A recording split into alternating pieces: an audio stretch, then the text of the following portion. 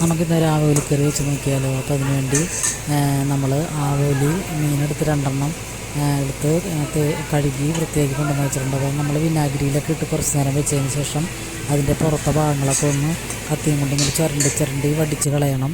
എന്നിട്ട് നമ്മൾ ഉപ്പിട്ട് നന്നായിട്ട് കഴുകി വൃത്തിയാക്കി കൊണ്ടുവന്ന് വെച്ചിട്ടുള്ളതാണ്. അപ്പോൾ അതിലൊക്കെ നമ്മൾ ഒരു സവാളയും 2-3 വലിയ ചുവന്ന പച്ചമുളകും ഒരു വലിയ കഷ്ണം ഇഞ്ചിയൊക്കെ കൂടി എടുത്തിട്ട് അരിഞ്ഞ് പാൻ അടുപ്പത്ത് ചൂടാകുമ്പോൾ വെളിച്ചെണ്ണ ഒഴിച്ചിട്ട് അതിലേക്ക് നമ്മൾ ഈ സവാളയും പച്ചമുളകൊക്കെ ഇട്ട് വാട്ടി നന്നായിട്ട് വാടി വരുമ്പോൾ നമ്മൾ പൊടികൾ ഇട്ട് കൊടുക്കുക. 2 ടീസ്പൂൺ 2 ടേബിൾ സ്പൂൺ മുളക് പൊടി, 1/2 ടീസ്പൂൺ മഞ്ഞൾപ്പൊടി, 2 ടീസ്പൂൺ മല്ലിപ്പൊടി, ഇത്രയും കൂടി ഇട്ടിട്ട് നമ്മളൊന്ന് പൊടികളിലേക്ക് പച്ചമണം മാറുന്നത് വരെ ഒന്ന് വഴറ്റി കൊടുക്കാം. പിന്നെ നമ്മൾ തേങ്ങ മിക്സിയിൽ നന്നായിട്ട് അടിച്ചാണ് ഒഴിക്കുന്നത്.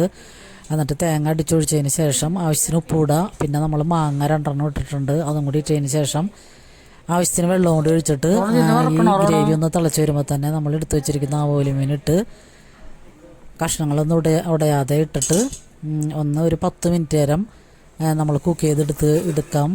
പാകത്തിന് വെള്ളമൊക്കെ ഒഴിച്ച് കൊടുക്കുക, ഉപ്പൊക്കെ ഇട്ട് കൊടുക്കാം. അപ്പോൾ നല്ല ചുമന്ന റെസ്റ്റോറൻറ്റ് സ്റ്റൈൽ മീൻ കറിയാണിത്.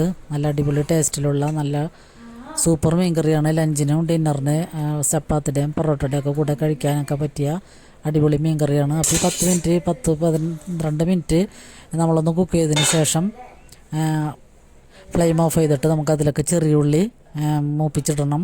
അപ്പോൾ അതും കൂടി ഇട്ട് കഴിഞ്ഞാൽ നല്ല റെസ്റ്റോറൻറ്റ് സ്റ്റൈലിലുള്ള ചുമന്ന മീൻ കറി റെഡിയാണ്. അപ്പോൾ ഈ മീൻ കറി കാണുമ്പോൾ തന്നെ നിങ്ങൾക്ക് കൊതിയാവണില്ലേ.